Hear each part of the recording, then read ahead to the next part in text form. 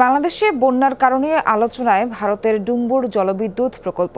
অভিযোগ উঠেছে, সতর্কতা ছাড়াই ত্রিপুরার এই জলাধারের সবগুলো জলকপাট খুলে দেওয়া হয়েছে। এতে ত্রিপুরার বিভিন্ন জনপদ ভাসিয়ে উজানের পানি হু হু করে ঢুকছে বাংলাদেশে। সবশেষ 1993 সালে এই বাঁধের স্লুইস গেট খোলা হয়েছিল। এখন পর্যন্ত ত্রিপুরায় বন্যায় প্রাণ গেছে অন্তত 7 জনের। সতর্কতা জারি করা হয়েছে 8 জেলায়। কালার এক্সপার্ট, জর্জ স্যাপ এবং মাইল্ড অন হ্যান্ডস টেকনোলজি সমৃদ্ধ অরিক্স ক্রিস্টাল ওয়াশ আপনার লন্ড্রি এক্সপার্ট। প্রবল বন্যায় বিপর্যস্ত বাংলাদেশের বিস্তীর্ণ এলাকা, সীমান্ত সংলগ্ন ভারতের ত্রিপুরার হাওড়া, ধলাই, মুহুরী ও খোয়াই নদীর পানি বিপদসীমার ওপর দিয়ে প্রবাহিত হচ্ছে। ভারী বৃষ্টিতে তলিয়ে গেছে গোমতী জেলায় অবস্থিত জলবিদ্যুৎ প্রকল্পের ডুম্বুর জলাধারও।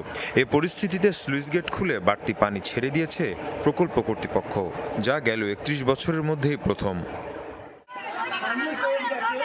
এর ফলে ত্রিপুরার গোমতী ও সিপাহীজলা জেলার বিস্তীর্ণ এলাকার বাড়িঘর ও কৃষিজমি ভেসে গেছে।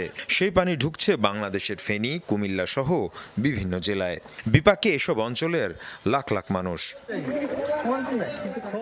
ভারতের আবহাওয়া দফতর বলছে, পুরো ত্রিপুরা রাজ্যেই আগামী দুদিন ভারী থেকে অতি ভারী বৃষ্টিপাতের শঙ্কা রয়েছে।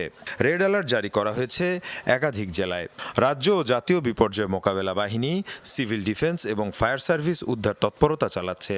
রাজ্য জুড়ে খোলা হয়েছে প্রায় 200 ত্রাণ শিবির। এর আগে মঙ্গলবার ভূমিধসে গুড়িয়ে যায় সিকিমের তিস্তা জলবিদ্যুৎ কেন্দ্রের একাংশ। 510 মেগাওয়াটের বিদ্যুৎ কেন্দ্রটি একটি পাহাড়ের পাশে অবস্থিত ছিল। কয়েকদিন ধরেই ভূমিধসের ঝুঁকিতে ছিল পাহাড়টি।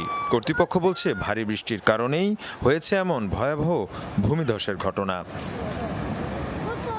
মীর মুশফিকা হাসান, যমুনা নিউজ।